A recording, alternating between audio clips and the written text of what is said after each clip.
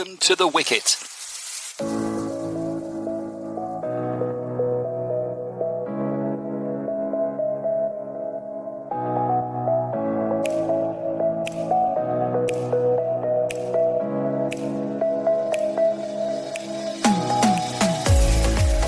Hello and welcome to another episode of Arab News' very own cricketing podcast, The Wicket. I'm your host, Brian Murgatroyd, and in this episode we speak with the captain of the Saudi Arabia men's team, Hisham Shaikh. It's been a very busy past 12 months for the Saudi team, and Hisham takes us through all their activity as well as giving us an insight into the sport within the kingdom and his hopes and dreams for what he and his teammates can achieve in the coming months and years. It's a terrific conversation and I hope you enjoy it. Hisham Shaikh, the captain of the Saudi Arabia men's cricket team, thanks so much for joining us here at The Wicket. And if I can start with perhaps a little bit of background about yourself for those not familiar with you, how did you start playing cricket and where does your love for the game of cricket come from? I was born in Dammam to a great individual whose name is Mohammad Akhtar Sheikh. I think he's been part of our domestic circuit back in Mumbai, being part of the team with players playing along with him were Ravi Shastri and Mr. Balwinder Singh Sandhu, and being coached by Mr. Sunil Gavaskar, I think shows what kind of cricket I've been growing up playing with. Dad's been very particular on the conventional shots and playing till the end, carrying it over, having responsibility of the team. And that's what shows, I think, in Saudi cricket currently and with my performance as well. So I'm pretty lucky to be born in such an household because, the fundamentals have to be very strong coming from such an household of cricketing background. So, yeah, I think pretty much that since childhood, I've been in Dammam, I've been in Saudi, born and brought up, and it's now, I think, 28 years almost being part of this country, a great country which has diversity and a lot of cricket. I would say we are growing and we're building, and I think soon there will be something very special coming out of our country. Well, you mentioned a lot of cricket there, Hisham. Saudi Arabia is a very big country. Where are the main cricket centres and how often can you get together as a national team? Our headquarters are in Riyadh, the Saudi Arabian Cricket Federation, and we are based in all the major cities of Saudi Arabia, Jeddah, Dammam, and as well as Yambo on the west coast. So the players are from all of the regions combined. The one challenge is that Saudi Arabia being one of the biggest countries, I think you could say the biggest country in the GCC, there is a challenge of combining the players for the practice sessions. But we have kept the camps or training sessions at a particular region. And that is how we try to manage and as well as track players' performances as well as their the camps, we could say, and their practice sessions. Because we keep, you could say, like one camp is going on in Dammam, one is in Riyadh for the central region, one is in the west, the Jeddah camp. So all of the players are practicing, you could say, every week, thrice or twice. And then we share our training regime and videos and all the goals for that week with our management, and we are always supervised by certified coaches in these regions. Well, also just give us an idea about facilities for cricket in Saudi Arabia. Are there any grass pitches or do you have to play on concrete or matting? Currently we are playing, we have two grounds in Saudi Arabia which has grass, but they contain cement wickets. That is a challenge we are facing currently, and we are trying to oversee all these things and get better in terms of the development and infrastructure. I've been told that we might be ready with a proper cricket ground by next year or so. So that would be something in which we'll be very happy, and I think the cricket will grow much more than that. So currently, the setup is completely based on the cement wickets, and we're trying to develop that, and hopefully, I think we'll get better on that aspect. Well, exciting times there for Saudi cricket by the sound of it. Now, you're an off-spinning all-rounder, Hisham. Just tell us about yourself as a cricketer. What are your strengths and your skills? Actually, when I first started playing cricket, I was a wicket keeper batsman for my school and also for my club. So, as and soon I went to India for my engineering. Actually, I'm a mechanical engineer by profession, and as and when I went to India, we all know how the sort of talent we have in back in India. I think every other area or every other college has around 7 to 8 batsmen in it. So my challenge there was to somehow fit in the team. So once within our college, because I was part of the hostels, I used to bowl fast. I was a fast bowling all rounder back, I think 2 years back, even for the Saudi Arabian national cricket team. So my captain back in India, he had pushed me to become a fast bowling all rounder, and I had carried it through. I had performed and got our college to a great level, being a bowling all rounder. And then that experience got me to a level that could basically determine that nothing is unachievable. I feel everything could be achieved if you have the will and the passion to it. And from there on, I was as an all rounder, bowling medium and as well as batting middle and lower down the order for even for Saudi Arabia. And then I got Kabir Khan in my life. I think that was a blessing in disguise. He was the person who looked into me. I think I was with him since last 2.5 years, 3 years. I think that's pretty much the time Saudi cricket has changed. And I should give him the credit for the work he's put in along with his team. And I think just around a year back, he had advised me that to start bowling off spin,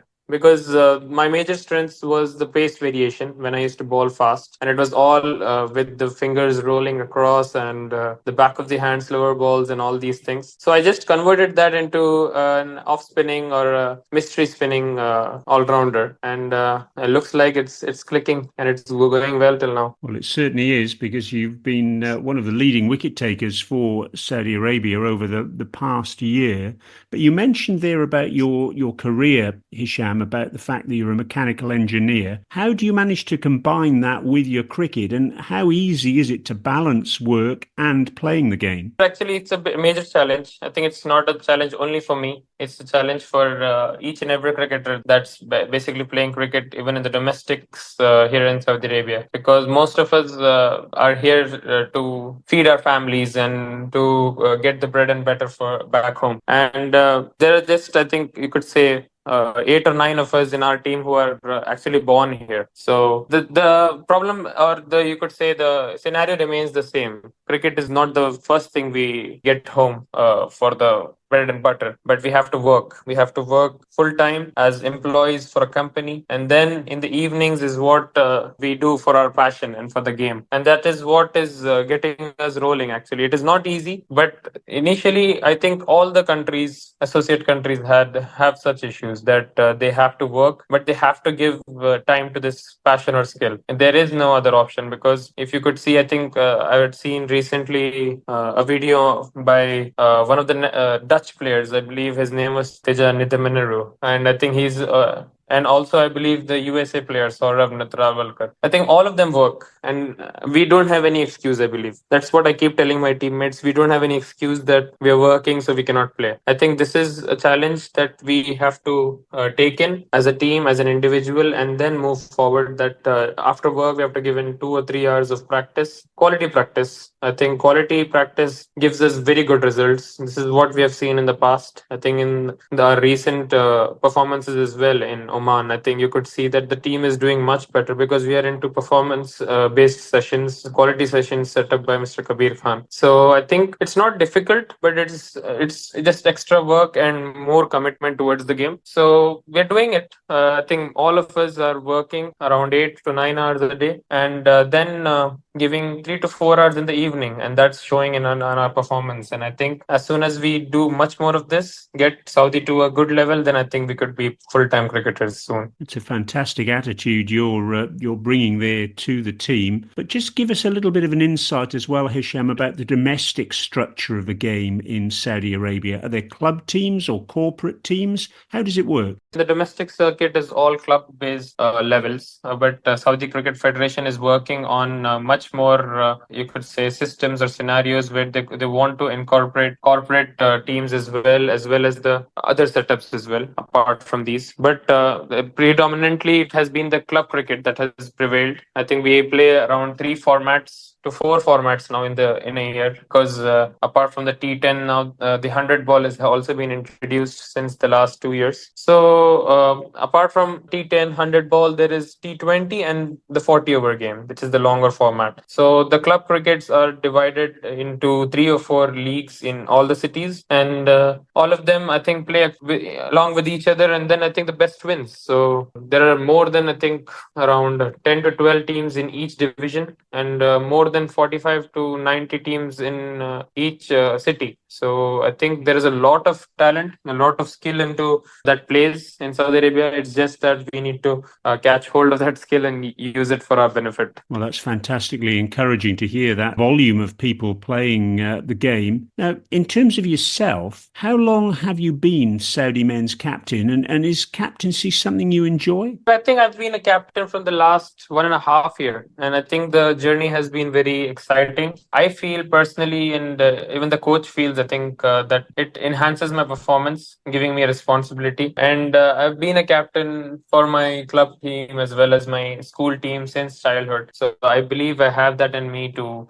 take it across and lead people from the get-go and show them the way. I think I would give great credit to my dad as well, who constantly guides me, as well as Mr. Kabir, who guides me on the technical aspects, because doing captaincy for a team that plays domestic cricket and doing captaincy for a country is quite different. So I would say Mr. Kabir and his coaching staff have been really behind me and giving me great insights into the technicalities, the strategies. And I believe I'm getting a grasp of it and getting better each game. This is something which you'll not learn, I think, in a day or so. I always say people that I'm a learning captain, and there is something that you learn each game. I think even in a normal domestic game, there is every day I think I learn something or the other, and I always see myself as someone who would always want to learn. So this has also been the same journey, and I would want to take Saudi Arabia, inshallah, to a World Cup soon. Well, that's a great ambition to have. Well, of course, ahead of reaching that goal, you've had an awful lot of cricket over the past year or so. Well, since October 2023, very, very busy times, starting out with a T20 World Cup qualifier against Kuwait, Qatar and the Maldives. You just lost out in that event to Kuwait on net run rate, I think it was. What happened? What let you down? And how frustrating was it to get so close? Actually, the run rate thing is a kind of a curse, I believe, for someone like us, just like South Africa's for the semi-finals and the finals. Because sometimes when our run rate is good, we don't qualify on head-to-head, and when sometimes our run rate is bad and the head-to-head is good, the run rate comes into the picture. So I believe it's just a matter of time. I tell my boys it's just a matter of time before we get through this chinks and we get through. But yeah, I think it was a very good tournament. I think we had just come out of the Gulf Cup last year towards the T20 qualifiers. Gulf Cup was something which was a very big learning curve for us. I think we lost 5 out of 5 in that competition, having played good cricket, but we couldn't get the results. But the following tournament, I think the T20 World Cup qualifiers, we showed our level, we showed our class. I think we won 6 out of 6, and we lost the last game just, I think, by bare margins. We lost it in the last or the 19th over or so. So just because of that, we just were not through because of run rate. But we showed Kuwait, a team, I think, who has played ample amount of cricket. I think their infrastructure and their quality of players, and coming there, my boys, they performed really well and they challenged them. And I think even in the last game, we were quite a lot in the game. I think till you could say 15th over or so. And T20 it just changes within an over or two, so it was just a hard luck that day. But I think from there, the team has showed great quality and resilience, and they've shown that Saudi cricket is on a rise. Well, from there, you moved to February of this year, and probably the busiest period in Saudi cricket history. You started with the Asian Cricket Council Challenger Cup in Bangkok, the first step on the road to qualifying for the Asia Cup, and you beat Cambodia, Bhutan, Indonesia and Japan to win through to the ACC Men's Premier Cup in Oman. Tell us about that tournament win in Bangkok. Yeah, I think, Mr. Brian, I think it was a very good tournament. It was all boxes ticked. We knew we had the quality and we could get this tournament home. But after all, we knew we had to go out there and put in performances, and the trophy wouldn't just come home just by that. And the boys really showed their character and skill. I think guys like Abdul Wahid, Wajiul Hassan, Ishtiaq, Usman Najib, all of these people are coming up the ranks through the domestic circuit. Faisal Khan, I think, is a big name in Saudi cricket. He's been, I think, amongst one of the world record holders for the fastest 50. I think he's in the top three of top four. So, and also Waji, I think he's come in this year and got a lot of energy in our all-round setup from batting to bowling. So this couldn't have been possible without that tournament. I think that tournament got our game to a level in which we could believe again and believe that we could be a great team in the future. And I think even in the finals against Cambodia, they gave a very good fight, and we had a mini collapse, but we managed to stick through the tough times and get the trophy home. So that is what we've been working on, that never to give up and to keep fighting till the end. And I think no trophy is that easy to get if you have this mindset and this never give up attitude. Yes, absolutely. A great win against Cambodia in the final where you chased 147. You won by 5 wickets with 15 balls to spare. And I'm glad you mentioned there about Abdul Wahid and Faisal Khan in particular. Abdul Wahid, he got 99 in that tournament, didn't he, against Cambodia. And Faisal Khan, I couldn't believe it when I checked his strike rate, actually. An unbelievable strike rate, 166 runs per 100 balls. That's remarkable stuff, isn't it? And I can see what you mean when you say he's pretty transformative as a player for you. Yeah, I think both of them come from the same household. I don't know if you guys know, but they're both brothers, and I think both are contrasting to each other, because Faisal is someone who gets go from the ball one, but Wahid is someone who's a much more conventional sort of a player, much more a player who we could rely on. But Faisal is the one who we always rely on for the starts. He's the one, I think we could say he's our Paul Sterling just for the Irish, and his fearless attitude is what gives us strength at the time of despair or when there's no hope. He's always someone who would take the challenge up, even if he's on the field, even if he's not batting out there. He's the one who always lifts the team up with his attitude and fearlessness. And not to forget Abdul Wahid as well. I think he was going through a very rough patch a year and a half ago. He was not amongst the rungs, but he was the person who was having the most amount of cricket behind him, the international cricket. So we wanted to keep him. Me and the coach, we discussed that if we support our players during the tough times, they will sooner rather than later give us the fruits. So I think in the past year or so, Abdul Wahid has been absolutely phenomenal. I think even in the domestic circuit, his average is over 100 in all formats, and that showed. We always knew that he had the skills, but it was just not clicking. But now I think he's pretty much settled in, and he's doing a very good job in the top of the order and showing the world what kind of quality batsman he is. Well, that's good to hear, and good to hear the support you've been able to give him as well. Because after that tournament, the Asian Cricket Council Challenger Cup, you then continued to play some T20 cricket again in Bangkok against the Maldives, Thailand, and Bhutan, and you won that event as well, beating Thailand in the final. Is that a reflection, do you think, of a side coming together and being able to play cricket on a regular basis and getting into a rhythm of cricket as a result? Yes, actually, that was the main reason behind participating in that tournament as well, that we had to get in and get the momentum in for the Malaysian tournament. And I think we were, I believe, unbeaten for the first 9 T20 games since I think the Challenger Cup or so. And it showed actually in the Malaysian tournament as well that we were a side to reckon with. And that competition also wasn't something you could say or term it as easy for us, but because it was also international teams we were competing against. And Thailand has a very good squad, and we saw that they could upset any good team on their day. The final was also a very challenging one, but I think Faisal Khan's quick fire 50 got us through again. Yes, he certainly has proved a fantastic player for you at the top of the order. And you mentioned there about the tournament that followed the quadrangular, because it was the Cricket World Cup Challenge League playoff for the 2027 Cricket World Cup in Southern Africa. You beat Kuwait, but you lost to Italy, and then you lost to Bermuda, and that defeat by 4 runs to Bermuda meant you lost out on the chance to qualify for the Super Sixes, with the top 4 sides in that Super Six going through to the next stage of Cricket World Cup qualification.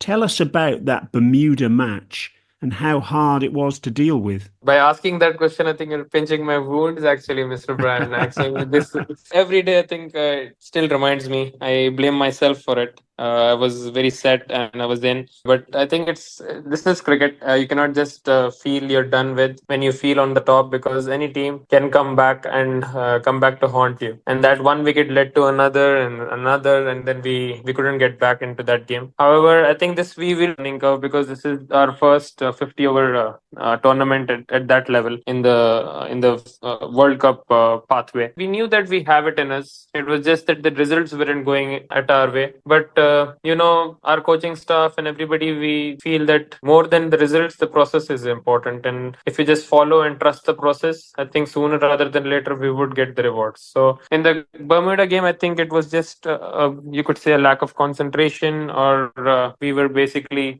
we thought that we are already through or something like this. That comes because of the lack of experience and exposure to play in that level. But now that the team has it, and the team has understood that we have to take the responsibility to win games, I think it will be much better in the future. Well, you mentioned there about the fact it was a 50 over a side competition, and one of the first times you've played at that level. How difficult is it, or was it on that occasion, to adapt from a team that plays primarily 2020 cricket to suddenly having to go to play in that longer form of the game? It's a form of the game you yourself have mentioned. You don't even play 50 over cricket domestically, so that must have been really tough. Yeah, actually, it was tough, but the thing that got it much more tougher was the weather, because I think we are not used to playing in the tropical regions like Malaysia. We are used to playing 40 over games, as I told you, and it wasn't much different to what we play domestically. But the weather was very challenging. It was something that was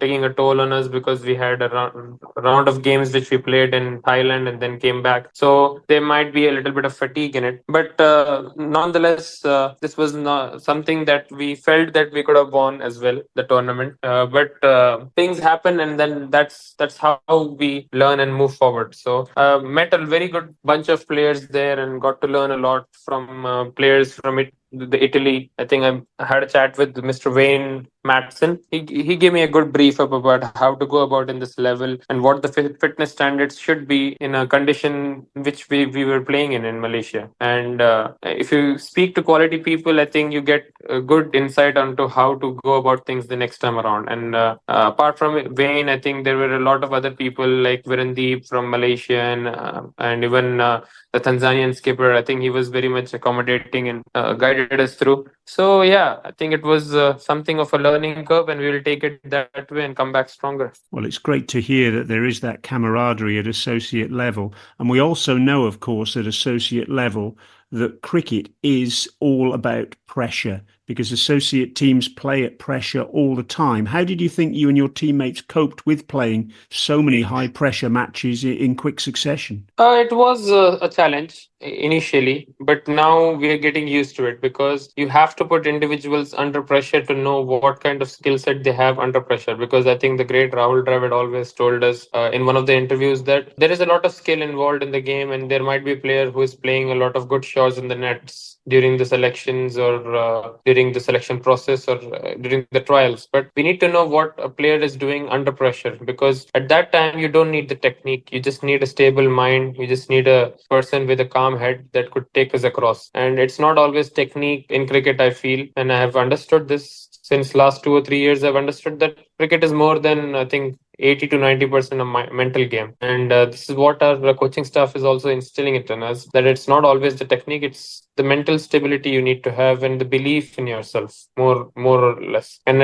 I think we can see it in a lot of international players as well. People say that Steve Smith has a very unorthodox technique. The point is, technique is not everything. You have to be very mentally strong, and you need to be present at the moment and to do the right things at the moment. So that is pretty much it. And that is what our boys have learned over the last 6 months or so. And this will, I think, cause much more better changes in our cricket in the future. Well, we've spoken about Kuwait during our chat, and of course you beat Kuwait, as you mentioned, in the Challenge League League playoff match, but you lost to them in the T20 World Cup qualifying tournament last October. How much of a rivalry is there between the two sides, Saudi Arabia and Kuwait? Are they your fiercest rivals, would you say? I think we are very much friendly off the ground, but we could say there is an unsaid, or you could say there is a sort of a rivalry that is within the air, but not within ourselves or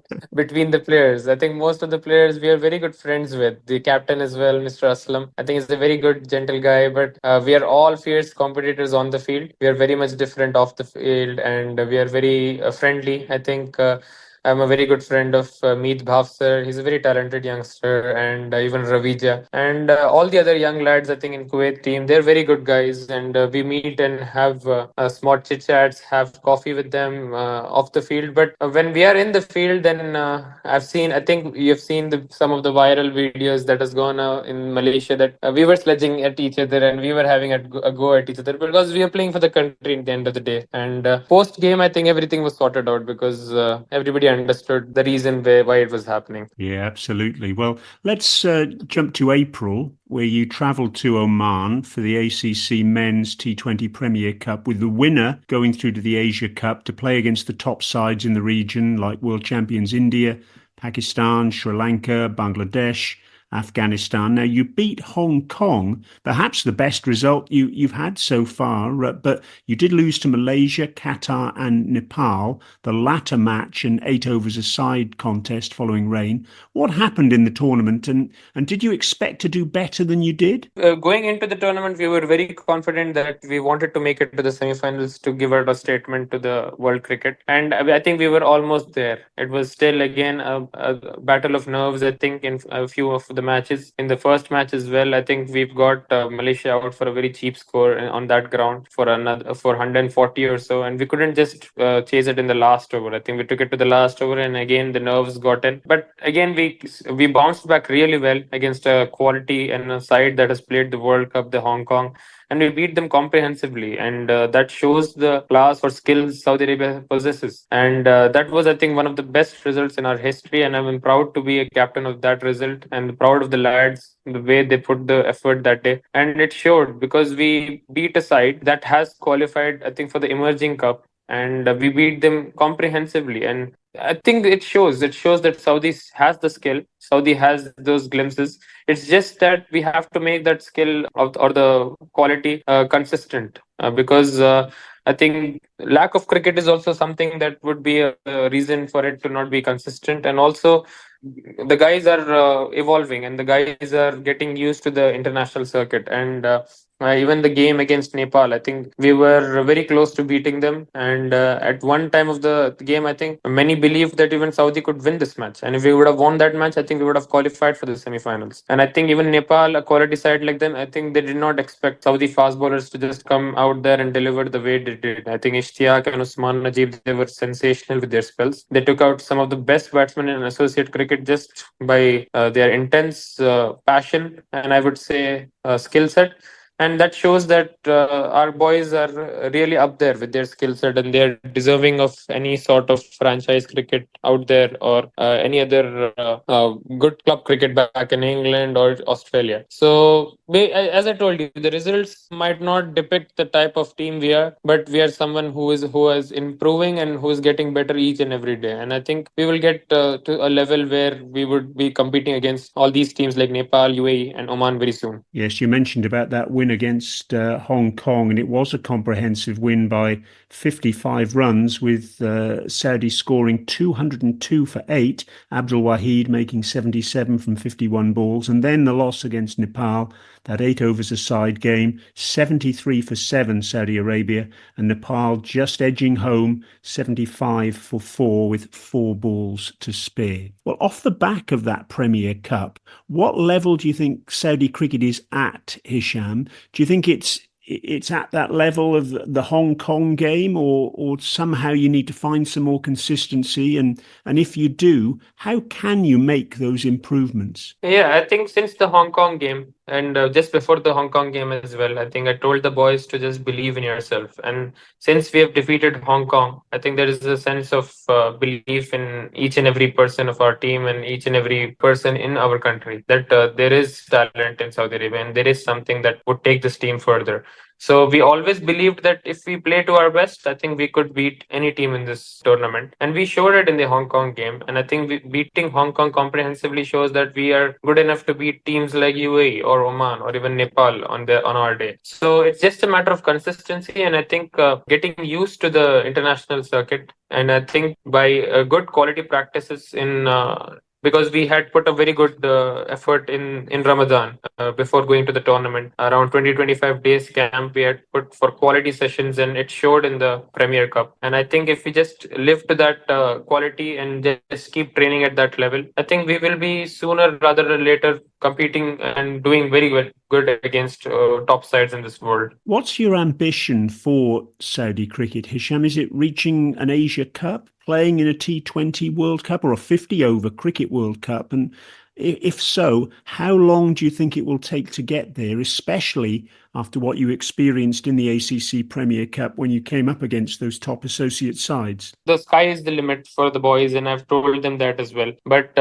we will take baby steps, and we would want to qualify initially for these major events in the T20 structure. And then because we don't get a lot of 50 over cricket, so we will just target T20 setup for now and try to get in good players from our domestic circuit within the team and try and have a dream of achieving a qualification to either Asia Cup or the T20 World Cup, or even qualifying to the next round of the T20 World Cup and qualifying maybe to the even to the semifinals. Maybe we need to take baby steps, but we will get there sooner. And I think the skill set and the talent in Saudi Arabia is such that it wouldn't take more than 2 to 3 years, I think, if we do proper quality sessions. So this is our vision for now, that just take baby steps and move forward. And I think, as I told you, around 2 to 3 years, and I think we will be there. We will be a team which no other team would want to face. Well, you're a Saudi-born player. Abdul Wahid, one of the side's top batters, he's Saudi-born as well. But we know that football is obviously the biggest sport in the country. Do you think cricket can take off in Saudi Arabia as well? Where I am in the UAE, football again is very much king, but cricket has found a foothold, has found a niche here.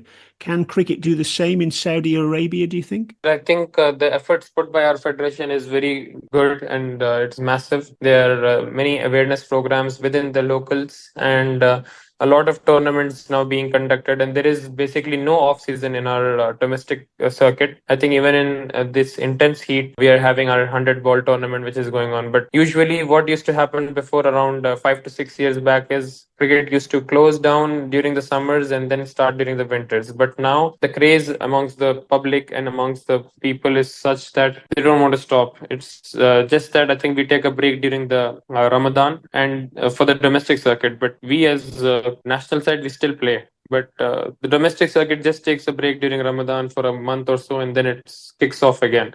So we are playing around the clock, and we are getting good individuals in our team.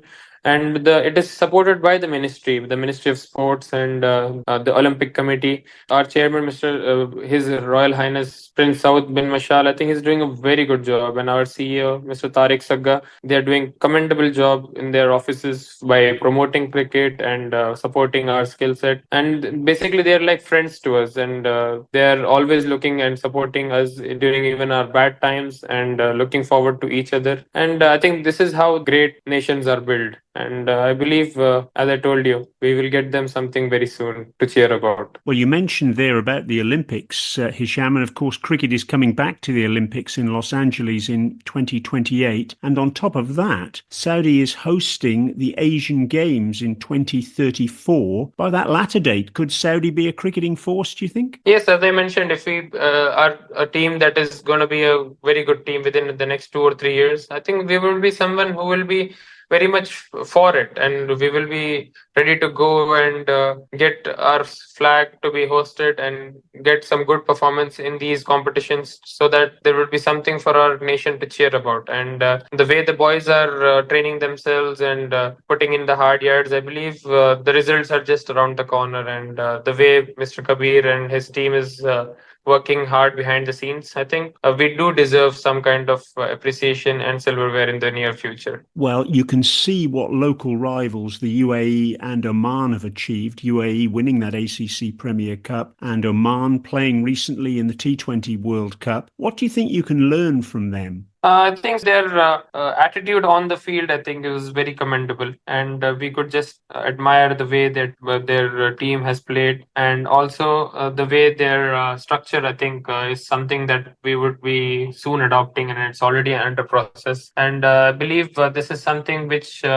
would only help their competitors, basically someone like us. And I believe that we would like to take this pathway which we are taking and make it a unique one, and set up our own standards and show to the world that what Saudi could do in the near future. Now, Hisham, as you've mentioned, it's very hot in Saudi at this time of the year, but you're still playing 100-ball domestic games. What's next for you once the temperatures start to cool down again? And what's next from a Saudi national team perspective? What do you have coming up? I think we are preparing ourselves for the Gulf Cup and as well as the T20 World Cup qualifiers for the 2026 pathway. And I think this tournament is going to happen by the end of this year in Qatar. And we are pretty much already practicing for it. And the boys are already working hard and on their fitness regime as well as their strength and conditioning. So our aim is already set. And we already know when the events are going to happen. So even though it's summer, we are training at night, doing our gym and getting ourselves ready for November. Hisham Shaikh, it's been an absolute privilege to chat with you, the captain of the Saudi Arabia men's team. Thanks so much for joining us here at the Wicket. And good luck for your upcoming matches. Thanks a lot. It has been a pleasure. I think it was a very good chat, and I appreciate your support for us by giving us a podcast and giving us time to speak about ourselves. So it's thank you. Thanks a lot from our side as well. Hisham Shaikh, the captain of the Saudi Arabia men's cricket team, a very impressive character, and after speaking with him, it's impossible not to be swept along by his positivity about the future for the sport in the kingdom. I hope you enjoyed the chat. That's all for this episode of The Wicket, but rest assured we'll be back soon with more cricket chat from the Gulf region, Asia and worldwide. As ever, please don't forget to like, subscribe and comment on what you've heard wherever you get your podcasts. For now though, this is Brian Murgatroyd saying thanks for listening and we look forward to your company next time.